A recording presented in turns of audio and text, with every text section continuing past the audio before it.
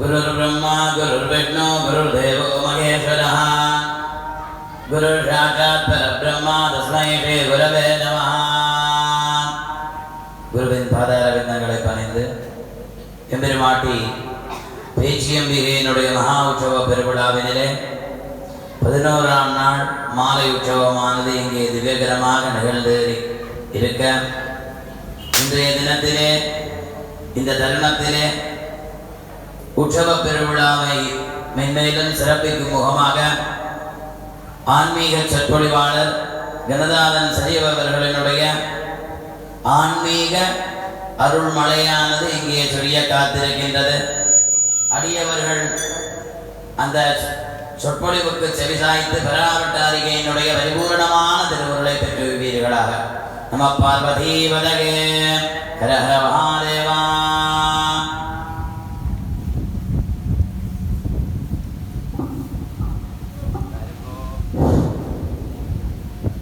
திருச்சிற்றம்பலம்.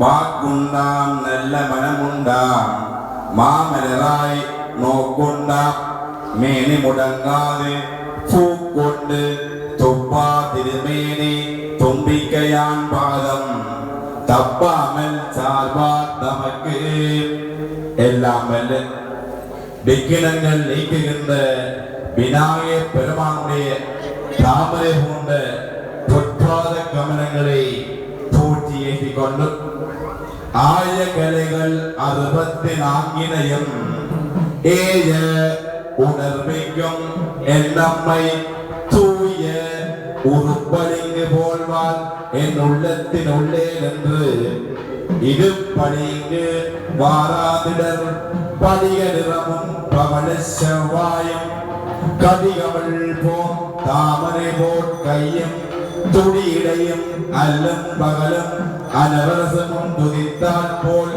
கல்லும் சொல்லாதோ கவியே.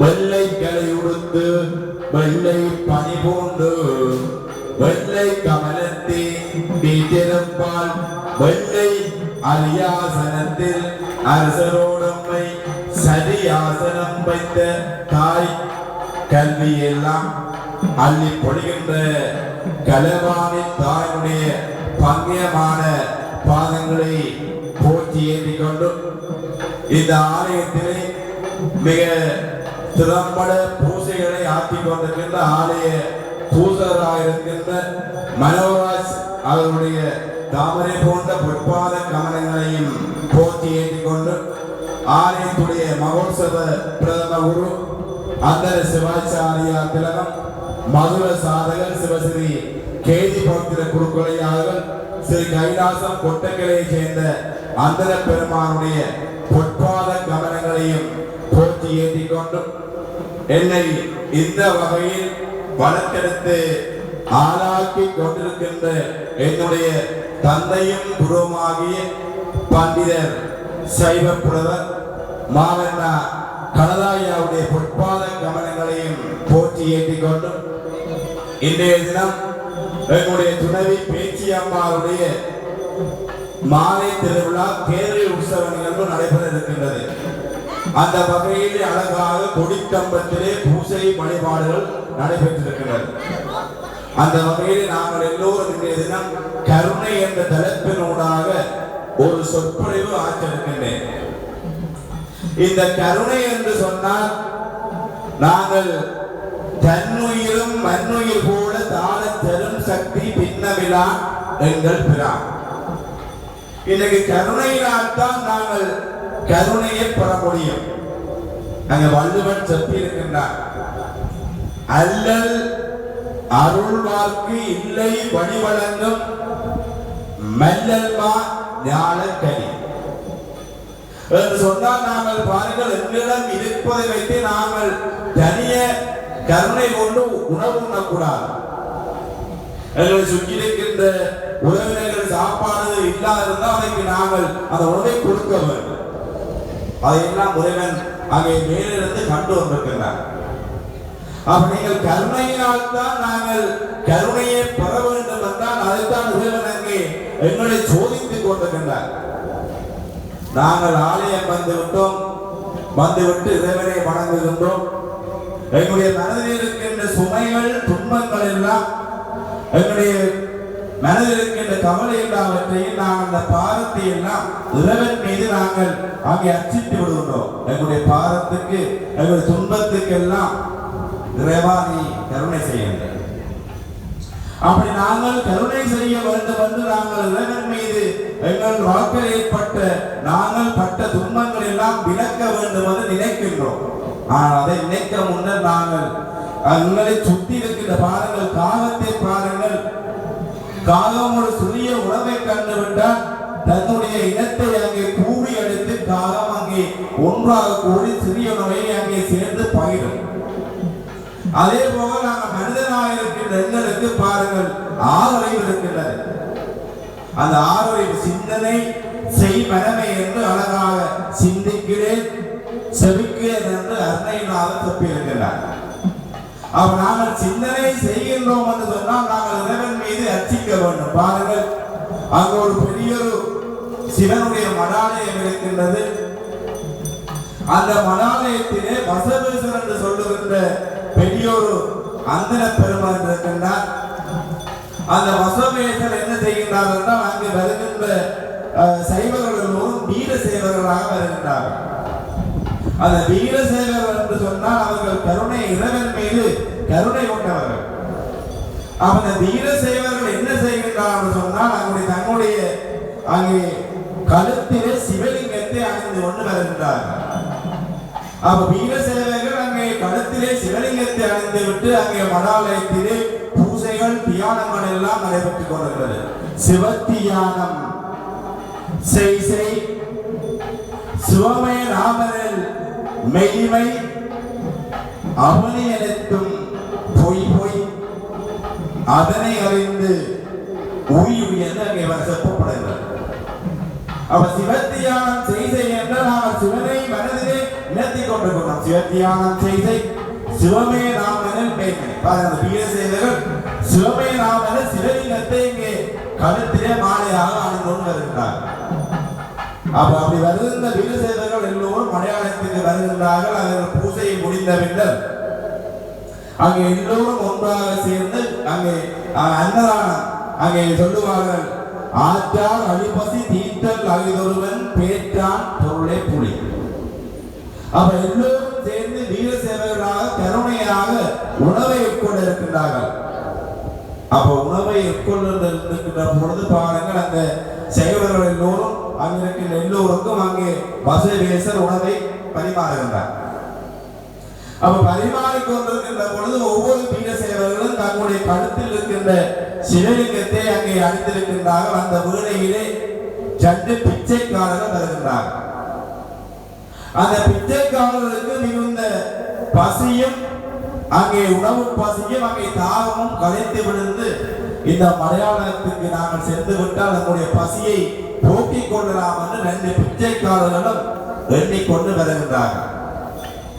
அப்படி எண்ணிக்கொண்டு வருகின்ற வேளையிலே அவர்களும் இந்த மடாலயத்திலே அந்த வீர சேவர்களுக்கு நடுவிலே 2 பேரும் பிச்சைக்காரர்கள் இருக்கின்றார்கள். அப்ப அவர்கள் நினைத்தார்கள் அவர்கள் எல்லோரும் சிவலிங்கத்தை தானே கழுத்தில் அணிந்து கொண்டிருக்கின்றார்கள் என்று அந்த பிச்சைக்காரர்கள் அங்கே குப்பையிலே இருந்த கத்தரிக்காயை சிவலிங்கம் கூட அணிந்து கொண்டு வந்திருக்கிறார்கள். அவர் பூஜை நடைபெற்றுக் கொண்டிருக்கிறது. அங்கே கருணை வடிவமான இறைவனுக்கு அங்கே வசவேசர் அங்கே படையல் எல்லாம் படைத்து இறைவனுக்கு பூஜை எல்லாம் செய்து கொண்டிருக்கிறார். அப்ப இப்படி பூஜை செய்து கொண்டிருக்கின்ற பொழுது அங்கே இறுதியாக அங்கே ஓதப்படுகிறது. யாவருக்குமா இறைவனுக்கு ஒரு பஞ்சிலை, யாவருக்குமா பசுவுக்கு ஒரு வாயுரை, யாவருக்குமா உண்ணும் போதொரு கப்பிடி, யாவருக்குமா இன்னுரை தானே. இது யார் சொல்லியிருக்கிறார்? திருமந்திரத்திலே திருமூலர் சொல்லியிருக்கிறார். நான் அன்றைய தினமும் பேசிவிட்டு 3 வினாக்கள் கேட்டேன். இன்னும் சொற்பொழிவு நிறைவு செய்ததுடன் 3 வினாக்கள் கேட்கப்படும். அதற்குரிய பரிசனை அங்கே புராண் சாப்பிட்டு வந்திருக்கின்ற நரவாத்தனுடைய தம்பியர்கள் உங்களுக்கு கொப்பி வந்தவர் கடைசியாக. அப்ப 3 வினாக்கள் நான் உங்களுக்கு கடைசியாக கேட்பேன். இருந்து விட கேளுங்கள். ஏன்னு சொன்னா பாருங்கள், அந்த புலம்பெயர்ந்த வெளிநாட்டிலிருந்து ஒவ்வொரு வருடமும் இந்த பேத்தி அம்பாளுடைய மகோத்சவத்துக்கு அந்த மனோராஜனையோட தம்பியாக வருகின்றார் என்றால் அது அம்பிகை மீது கொண்ட பற்று பற்றுகள் பச்சச்சான் அப்பச்சை பற்றுக பற்றி விடற்கு நாங்களும் பற்று கொள்ள வேண்டும். அங்கிருந்து வந்து மிக சிறப்பட இங்கே நாங்கள் அடியாக எப்படி சரிய தொண்டுகள் சரியை கிரியை யோகம் ஞானம் ஆலயம் வந்து விட்டு நாங்கள் சும்மா இருந்து கூப்பிடக்கூடாது. என்னுடைய நான்மாரை பாருங்கள், திருஞான சம்பந்தமூர்த்தி நாயனார், திருநாவுக்கரசு நாயனார், சுந்தரமூர்த்தி நாயனார், மாணிக்க வாசு சுவாமிகள் இதெல்லாம் சரியை கிரியை யோக ஞானம். அவ 4 வார்த்தைகளை கொண்டிருந்தார்கள். எப்படி அவர்கள் ஆலயத்திலே சரிய தொண்டுகளை செய்கிறார் அதே போல வந்திருக்கின்ற அடியோடு மாத்திரம் எல்லோரும் சரிய தொண்டு செய்திருக்கிறார். அந்த புலம்பெயர நாட்டில் அன்னையும் அங்கே சேர்ந்து செய்கிறார். மகிழ்ச்சியாக இருக்கின்றார். இதனால் அவர் தான் இந்த துணவி பைத்தியமான நம்பிக்கை. அவர் பாருங்கள், அந்த பிச்சைக்காரர்கள் வந்திருக்கின்றார்கள். அதை கழுத்திலே கத்தரிக்காய் அணிந்து கொண்டிருக்கின்றார்கள். வீரசேவர்கள் எல்லோரும் சிவலிங்கத்தை அணிந்து கொண்டிருக்கின்றார்கள். அப்ப பசவேசர் அங்கே வருகின்றார். அந்த எல்லோருடைய சிவலிங்கத்துக்கும் அவர் பூஜை செய்கின்றார். அப்படி பூஜை செய்கின்ற பொழுது அங்கே இருக்கின்ற 2 பிச்சைக்காரர்களும் அங்கே மனதிலே கவலைப்படுகின்றார். நாங்கள் கத்தரிக்காய் அணிந்திருக்கின்றோம், எங்களுக்கு இப்படி தெரியாது. உணவு பரிமாறுகின்ற பொழுது அங்கே பூஜை செய்கின்ற பலமே எங்களுக்கு தெரியாது என்று அச்சம் கொள்ளுகின்றார்கள். அப்ப எப்படி இந்த பிச்சைக்காரர்கள் அச்சம் கொள்ளுகின்ற பொழுது அதனை எல்லாம் எங்களுடைய அந்த வசவேச தன்னுடைய இறைவனுடைய கருணையினால் அறிகின்றார். நாங்கள் துன்பப்படுகின்ற பொழுது எங்களுக்கு இறைவன் அங்கே காட்சி தருவார். அப்ப எப்படி இந்த இடத்திலே எண்ணிக்கொண்டிருக்கின்ற பொழுது அந்த வசவேசர் சிவனை நினைக்கின்றார். சிவனே சிவாய நம என்று சித்தித்திருப்போர்க்கு அபாயம் ஒன்னாளில்லை, உபாயம் இதுவே மதியாகும், விதியே மதியாகிவிடும். அப்ப எப்படி இந்த வசவேசர் அங்கே சிவனை நினைக்கின்றார். சிவனே இந்த மடாலயத்திற்கு வந்திருக்கின்ற பிச்சைக்காரர்கள் 20க்கு நீ அவருடைய கழுத்திலே சிவலிங்கமாக நீ செல்ல வேண்டும் என்று அந்த வசவேசர் நினைக்கின்றார். கருணையினால் தான் கருணையை பெறலாம். அப்படி அந்த வசவேசர் நினைக்கின்றால் அங்கே சிவபெருமான் சிவலிங்கமாக 2 பிச்சைக்காரர் கழுத்திலே வந்து விடுகிறார். இதான் நம்பிக்கை. நம்பினோர் பெறுவதில்லை 4 முறை தீர்ப்பு. நான் நம்பிக்கை கொள்ள வேண்டும். வீட்டிலே வாருங்கள், கணவன் மனைவி இருப்பார்கள் 2. கணவனை மனைவி நம்ப வேண்டும், மனைவியை கணவன் நம்ப வேண்டும். அப்படி நம்பினாத்தான் குடும்பம் நேராக போகும். அப்ப அதே போலதான் இங்க பாருங்கள், அந்த வீரசேவர்கள் சிவனை நம்பினார்கள். பிச்சைக்காரனும் அங்கே சிவனை நம்பி வந்திருக்கின்றான். பாருங்கள் எப்படி அந்த பிச்சைக்காரரை சிவபெருமான் காப்பாற்றி இருக்கிறார். அப்ப காப்பாற்றி அவர்களுக்கு அருள் செய்திருக்கின்றார். அப்படி அருள் செய்திருக்கின்ற பொழுது பாருங்கள், அங்கே அவர்கள் எல்லோரும் மனதாலே எண்ணிக்கொண்டிருக்கின்றார். துறவி பெருங்கடல் நீந்தவா நீந்தவா இறைவனடி சீராதார். கடலிலே பாருங்கள், கடலிலே நாங்கள் ஒரு கல்லை தூக்கி எறிந்து விட்டால் அந்த கல்லு 4 பக்கமும் அலையாக வரும். அந்த 4 பக்கமும் அந்த கல்லு அலையாக வந்து பிறகு ஒன்றாக சேரும் நதியாக. அப்ப நாங்கள் எப்படி இந்த ஆலயத்திற்கு வருகின்றோமோ கருணையை நாங்கள் இறைவன் மீது அர்ச்சிக்க வேண்டும். அப்ப அர்ச்சித்து பாருங்கள், அந்த பிச்சைக்காரனுக்கு சிவபெருமான் எப்படி காட்சி கொடுத்து அவரை காப்பாற்றினாரோ அதே போல நீங்கள் எல்லோரும் இந்த துறவி பேச்சு அம்பியை நம்ப வேண்டும். நான் இந்த ஆலயத்திற்கு இப்பொழுது சொற்பொழிவு செய்வதற்கு 8வது வருஷம் நினைக்கின்றேன். அந்த சின்னஞ்சிறு பொடுசையிலே பேச்சி அம்பாவுடைய ஆலயம் இருந்தது. அப்பொழுது நான் சொன்னேன், இந்த துணவி ஊரிலே வாழுகின்ற அடியோர்கள் எல்லோரும் என்னுடைய அம்பியுடைய ஆலயத்தை நீங்கள் ஒரு பெரிய ஒரு ஆலயமாக நீங்கள் அமைக்க வேண்டும் என்று நான் அந்த இடத்திலே சொன்னேன். அப்ப நான் சொன்னவர்கள் எனக்கு உள்ளுக்கு இருந்து சொல்வது இறைவன் தான். ஆக பாருங்கள், எப்படி இந்த ஆளுநர் சைவத்தை வளர்த்தாலும் அதே போல நான் இந்த ஆலயத்திற்கு வந்து குடிசையாக இருக்கின்ற பொழுது இந்த ஆலயத்தை இப்படி பெரிதாக அமைத்தேன் என்று சொன்னேன். அதே போல நான் நேற்று இரவு தூங்கி இருக்கின்ற பொழுது சரியாக 12:30 மணி, இது உண்மை கதை, உண்மையைத்தான் சொல்லுகிறேன். 12:30 மணி அளவிலே அம்பியை தோன்றினால் தனக்கு ஒரு அழகான சித்திரத்தை அமைக்க வேண்டும் என்று என்னை எப்படி சொன்னார். உண்மை கதை. அவன் நீங்க நினைக்கலாம், ஏன் இந்த ஆலயத்திலே இவ்வளவு சிறப்பாக பெரிய ஒரு ஆலயமாக வளர்ந்திருக்கின்றது சித்திரத்தேர் அம்பிகைக்கு வேண்டும். அப்ப அந்த சித்திரத்தேருக்கு நீங்கள் என்ன செய்ய வேண்டும் என்றால், நீங்கள் உங்களுடைய வீடு கட்டுவதற்கு எவ்வளவு நீங்கள் கடன்பட்டோ துன்பப்பட்டோ உங்களுடைய வீட்டை கட்டி வீட்டை அளவுபடுத்துகிறீர்கள். அந்த வீட்டை பாருங்கள், வருடம் அழகான வர்ணப்பூச்சிகளால் பெயிண்ட் அடிக்கிறீர்கள். எப்படி நீங்கள் வீட்டுக்கு உங்களுடைய வீட்டை அளவுபடுத்துகிறீர்களோ, உங்களுடைய காவல் தெய்வம், உங்களை காக்குகின்ற தெய்வம் இந்த பேச்சு அம்பிகை. நீங்கள் அதே போல எல்லோரும் சேர்ந்து நான் தேர்தல தேர்வு செய்து சொல்லுகின்றேன். அங்கே வெளிநாட்டிலே வந்திருக்கிறார் நரராஜனுடைய தம்பி என்ன ராஜ்குமார், அவருக்கு இந்த இடத்திலே விண்ணப்பம் செய்து விடுகின்றேன். நீங்கள் அங்கே பிரான்சுக்கு சென்று இந்த துணைவியில் இருக்கின்ற உங்களுடைய அடியார்களோடு கலந்து கொண்டு இந்த இடத்திலே அம்பிகைக்கு 2 வருடத்திலே புதிய ஒரு சித்திரத்தை அமைக்க வேண்டும் என்று விண்ணப்பம் செய்கின்றேன். கருணையினால்தான் கருணையை பெறலாம். ஆனால் அவர்கள் மாத்திரம் இங்கிருக்கின்ற அடியார்களும் நீங்கள் 1000, 5000, 10,000 ரூபாய் செலுத்தி அம்பிகைக்கு சித்திரத்தை அமைக்க வேண்டும் என்ற இந்த இடத்திலே கூறிக்கொள்கின்ற. அதே போல சுற்றுப்புற கொட்டகை நான் பல ஆலயங்கள் சென்றிருக்கின்றேன். ஆனால் துணவி பேச்சு அம்பிகையுடைய இந்து வெஞ்சல் கூட நான் ஒருவரையும் காணவில்லை. இதெல்லாம் மிக மகிழ்ச்சியை உண்மை சொல்லுகிறேன். நான் ஓம் டிவியிலே சொற்பொழி செய்தேன். நான் பல சன்னதி எல்லாரும் போனா, ஆனால் இங்கு இருக்கின்ற இந்து வெஞ்சல் ஒரு மிக ஒரு மகிழ்ச்சி. ஏனென்றால் எல்லோரும் வேட்டி சாலை அணிந்து மிக எங்களுடைய சைவ சமயத்தை பின்பற்றி அங்கே மனம் உருகி அங்கே சாமியை தூக்குகின்ற பொழுதும் எல்லோரும் அழகாக அங்கே தங்களை மனதாலே அம்பியை நினைத்து செய்திருக்கின்றார். மகிழ்ச்சி. அவர்களும் சேர்ந்து இந்த ஆலயத்தில் நீங்களும் சுற்றுப்புற கூட்டைக்கு எல்லோரும் சேர்ந்து சிரமானங்குளம் அம்பியை மென்மேலும் வளர வேண்டும் என்ற இடத்திலே கூறிக்கொண்டு அடுத்ததாக செந்திரண்ணியார்கள். செந்திரண்ணியா முதலே தெரியும். அவரை பார்த்து அவர் ஆலயத்திலே ஓடி ஓடி வேறு செய்திருக்கிறார். அவரே போல நீங்கள் எல்லோரும் ஒன்றுபட்டு இந்த ஆலயத்தை வளர்க்க வேண்டும் என்று வேண்டிக்கொண்டு இந்த இடத்திலே பாருங்கள், ஒரு சிறிய கதையை சொல்லுகின்றேன். எனக்கு கொடுக்கப்பட்ட நேரம் 20 நிமிடம், அதுக்குள் நான் முடிக்க வேண்டும். ஏனென்றால் வசந்தாண்ட பூஜை நடைபெற இருக்கின்றது. சிறியது கதை, அதை நான் உங்களுக்கு சொல்ல விரும்புகிறேன். ஒரு ஊரிலே ஒரு கஷ்டப்பட்ட ஒரு கமலம் என்று சொல்லுகின்ற கமலமும் அவருடைய கணவனும் வாழ்ந்து வருகின்றார்கள். இறைவன் மீது பற்றுக் கொண்டவர்கள்.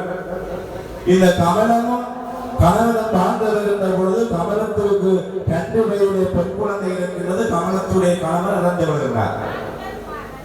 அப்ப கமலத்துடைய கணவன் அங்கே இறந்து வருகின்ற பொழுது அந்த பிள்ளைக்கு கண்ணம்மாள் பேர் சொல்லுவார்கள். என்னுடைய கையிலே பணம் இருந்தால்தான் உறவுகள் தேடுவார். இது நில வளமை. அப்ப இந்த கமலத்துக்கு புருஷன் கணவன் இறந்து விட்டால் 2 வயதிலே பெண் குழந்தை இருக்கின்றது. அவருடைய உறவினர்கள் தேடுவதில்லை. ஆரிடமும் பணம் இருந்தால்தான் அதை சுற்றி கொண்டு வருவார். அவரது நியதி. அப்ப அப்படி இருக்கின்ற பொழுது கமலம் சிவன் மீது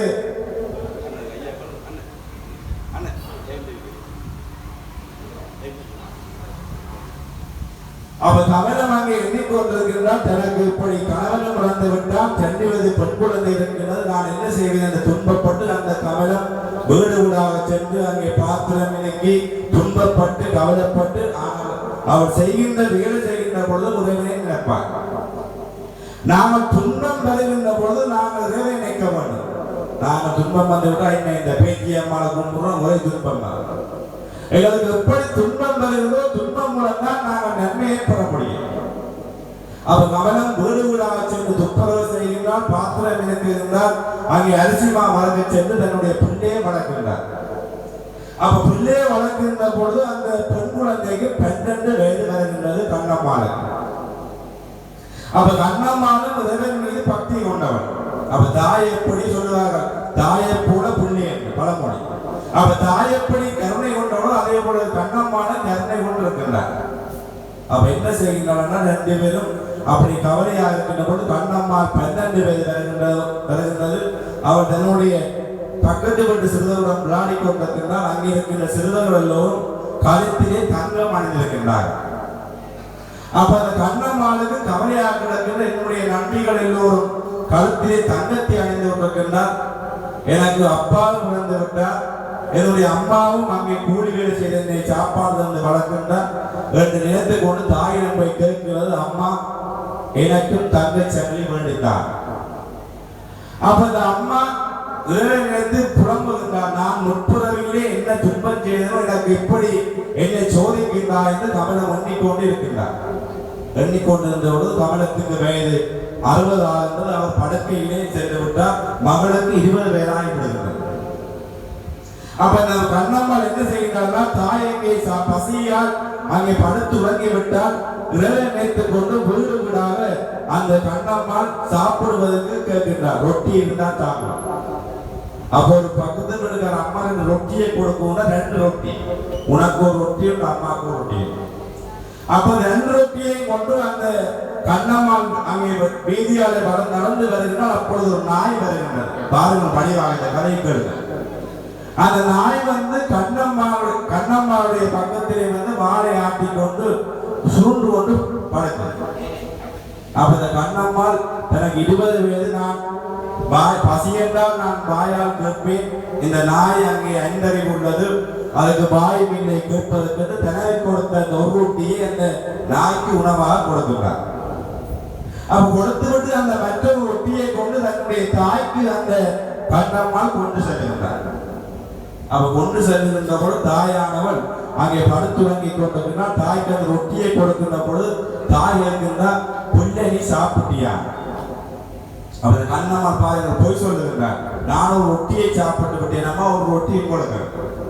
அப்ப அந்த கண்ணம்மாள் சொன்னதை கேட்டு கமலம் அந்த ரொட்டியை பிடித்து வாய்க்கிலே கொண்டு சென்றதற்கு முன்னர் அந்த இடத்திலே ஒரு துறவி வருகின்றார். அம்மா நான் சாப்பிட்டு 5 நாள் ஆக்குன்றது, பசிக்குது, உணவு தாகம். அப்ப கமலம் அந்த தனக்கு கொடுத்த ரொட்டியும் அந்த துறவிக்கு கொடுக்கின்றார். துறவி சாப்பிடுகிறார். சாப்பிட்டு விட்டு அங்கே கமலமும் கண்ணம்மாள் நித்திரை கொள்ளுகின்றார்கள். அப்ப நித்திரை கொள்ளுகின்ற பொழுது அந்த இரவு வேளையிலே இதான் நம்பிக்கை, கருணை.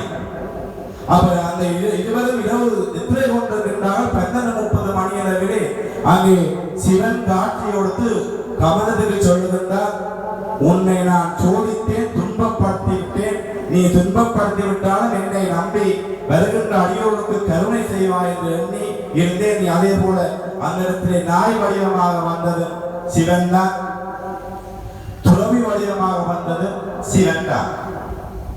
அவர் 2 வடிவமாக மாறி வந்து அவர்களை சோதித்தது இறைவன் தான். சோதித்து விட்டு அவர்களுக்கு ஏராளமான பொற்காசுகள், ரத்தினங்கள், மணிகள் எல்லாம் அங்கே இருவர்களுக்கும் அங்கே கண்ணம்மாளுக்கும் கமலத்துக்கும் இறைவன் அங்கே ஏராளமாக கொடுத்து விட்டார். பாருங்கள், கருணையினால் தான் கருணையை பெற முடியும். அவ எப்படி இந்த அவர்களுக்கு துன்பம் வருகின்ற பொழுது அவர்கள் இறைவனுடைய நம்பிக்கையை விடவில்லை. இந்த இடத்திலே நான் இந்த பேசுகின்றேன் என்றால் என்னை பேசுகின்ற அந்த ஆற்றலை தருவது சக்தி தான். அது ஒரு பிள்ளையை பாருங்கள், பாடசாலையிலே ஒரு பிள்ளை விளையாட்டு போட்டியிலே பங்கு பெற்று ஓட வேண்டும் என்றால் அவருடைய மனதிலே சக்தி வேண்டும், வல்லமை வேண்டும். அப்படி நீங்கள் வல்லமை கொண்டு இறைவனை கருணையினால் தான் கருணையை பெறலாம். நான் முதலே சொன்னேன், அங்கே வள்ளுவன் சொன்னது போல நாங்கள் கருணையை எல்லோரும் மீது செலுத்த வேண்டும். இன்னைக்கு நாங்கள் நடந்து செல்லுகின்றோமோ எங்களிடம் இருக்கின்றதை கொடுத்து நாங்கள் எல்லாவருக்கு கொடுத்தால் இறைவன் எல்லோருக்கும் எல்லாவற்றையும் தருவார். நாடும் நகரமும் நத்திரு கோயிலும் பாடி திரிந்துவின் பாடுவின் பாடுவின் பணிந்து கொள்ளால் நாங்கள் நினைக்கின்ற எல்லாம் வந்து நமக்கு சேரும். அங்கே திருநாவுக்கரசு நாயனாரை பாருங்கள். திருநாவுக்கரசு நாயனார் எவ்வளவு துன்பப்படுகின்ற பொழுதும் அங்கே அவருக்கு 81 வயது வந்த பொழுது தான் சிவனை வணங்க வேண்டும் என்று நடக்க முடியாது என்று அங்கே உருண்டு சென்று வணங்கினார் கைலாசத்தில். அப்படி வணங்கி விட்டு கடைசியாக ஒரு பாட்டை திருவண்ணாமலையிலே கூறியிருக்கின்றார், எங்களுக்கு இறைவன் அழகான அந்த உடம்பை தந்திருக்கின்றார், அந்த உடம்பினால் நாங்கள் இறைவனை வணங்க வேண்டும். அவர்களுக்கு நாம் வழிகாட்டி இருக்கின்றார். ஆகவே நீங்கள் எல்லோரும் இந்த துறவியம் பதியிலே அழகான பேச்சு அம்பியை இருக்கின்றார். அம்பியை சரண் புகுந்தால் அதிக வரத்தை நீங்கள் எல்லோரும் பெற்றுயலாம். நீங்க பாருங்கள், தேர்தல உபயாரம் சின்னராசா குடும்பம், மனோராஜ் குடும்பம், சந்திரசேகரன் குடும்பம், பிரதீபன் குடும்பம், தினேஷ் குடும்பம் அவருடைய அந்த குடும்பத்தில் உபயோகமாக மிக சிறப்பாக நடைபெற்று இப்பொழுது மாலை வசந்த மண்டல பூசையில் நடைபெற இருக்கின்றது. அந்த வகையிலே இங்கே அர்ச்சனாவ சீட்டெடுப்பும் வைக்கப்படுகிறது. 100 ரூபாய் பணத்தினை செலுத்தி நீங்கள் எல்லோரும் அம்மியுடைய கட்டிட வேலைக்கு அதிலே நீங்கள் பங்கு வைக்க வேண்டும் என்று வேண்டிக் கொண்டு, மற்றும் நீங்கள் எல்லோரும் இறைவனை மனதாலே சிந்தனையை நினைத்து நீங்கள் எல்லோரும் வணங்கினால் எல்லோருக்கும் நல்ல அருளை எம்பெருமாட்டி தருவார் என்று வேண்டிக் கொண்டு, பாருங்கள், நீங்கள் தண்ணீரை பாருங்கள், தண்ணீருக்குள்ளே பஞ்சை கொண்டு நீங்கள் அங்கே போட்டால் அந்த தண்ணீர் பஞ்சு அங்கே பஞ்சு தண்ணீரை இழுத்துவிடும். அப்ப தண்ணீரிலே இந்த பஞ்சு இழுக்கின்ற சக்தி, தண்ணீரை பஞ்சு இழுக்கின்ற சக்தி இருக்கின்றது. இந்த தண்ணீரை பாருங்கள், கல்லை கொண்டு நீங்கள் போட்டு விட்டால் அந்த தண்ணீரை கல் இழுக்காது. அப்ப தண்ணீருக்கு அங்கே கல்லை இழுக்கின்ற ஆற்றல் இல்லை. அப்ப நீங்கள் திருநாள் ஆலயம்